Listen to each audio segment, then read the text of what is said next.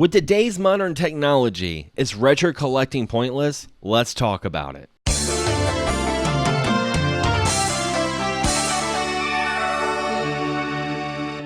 So welcome back, guys, to another video, and today's actually a video response to Smash JT. Smash JT recently had an upload that he went to go visit his parents. He was going through their basement and going through relics of his past, his gaming past, boxes upon boxes of nostalgia, and he had this epiphany.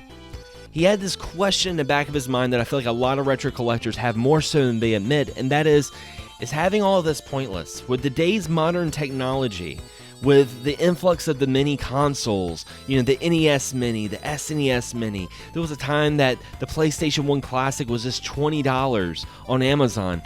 Do you really need to hold on to all these things of your past to enjoy games in the retro sense? And I thought it was a very good question.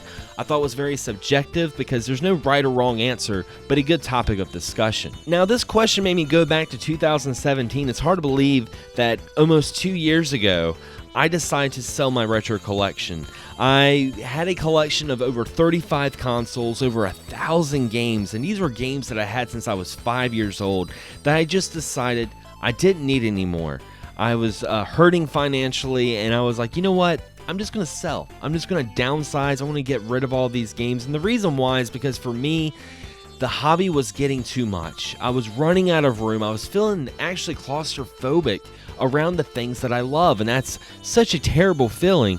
And it was almost liberating when I sold my collection, and it really surprised a lot of folks because they were like, Xander, you're selling your childhood, you're selling things that you grew up with, you're selling things that, you know, your grandfather bought you. I mean, doesn't that kind of hurt a little bit? And I have to admit that for me, emulation is a digital preservation of not just gaming history, but your gaming past.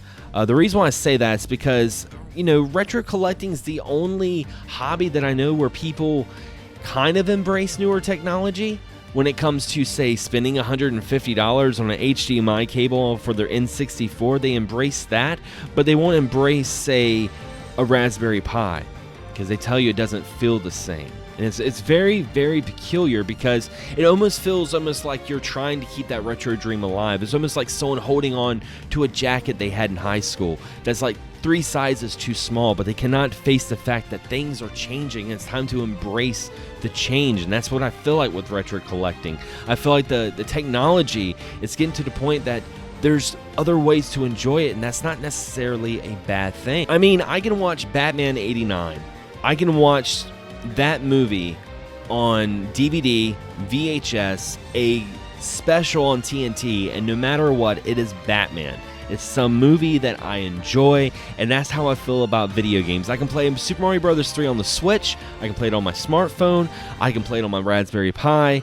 It doesn't matter. Just as long as it's Super Mario Bros. 3 and it plays like Super Mario Bros. 3, I'm happy with that. Now, the thing is, I feel like a lot of folks also don't feel that way. They feel like they have to have the original format to have that nostalgia. And there's nothing wrong with that. And I've noticed that a lot of retro collectors, it's not so much of playing the games as it is the hunt. And that's almost a hobby within itself. The same thing with emulation, you know, with Raspberry Pis and the customization you can do with Raspberry Pis or modding consoles. It's like that with retro collecting. It's the hunt. It's going out to flea markets and Goodwills and conventions and finding that deal. Spending time with your friends, finding a game like, oh man, you remember this, and having that connection. And for that, I don't feel like retro collecting is pointless.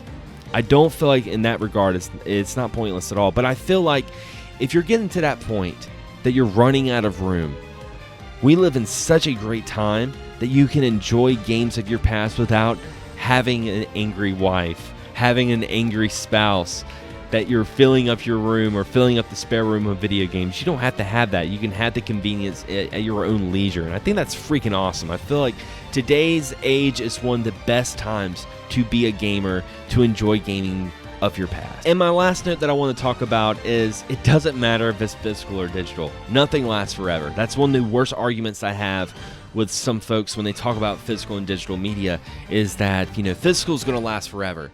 And that's not necessarily the case. There's always going to be a fire, a flood, theft. There's always a way that you're going to lose that game in some shape or form.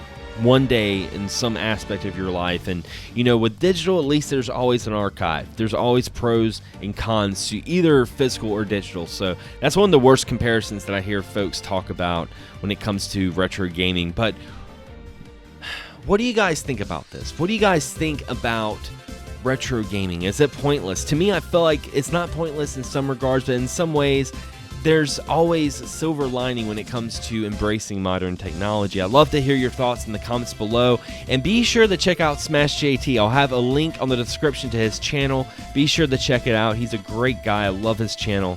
As always, guys, thanks for watching, thanks for subscribing, and as always, happy gaming.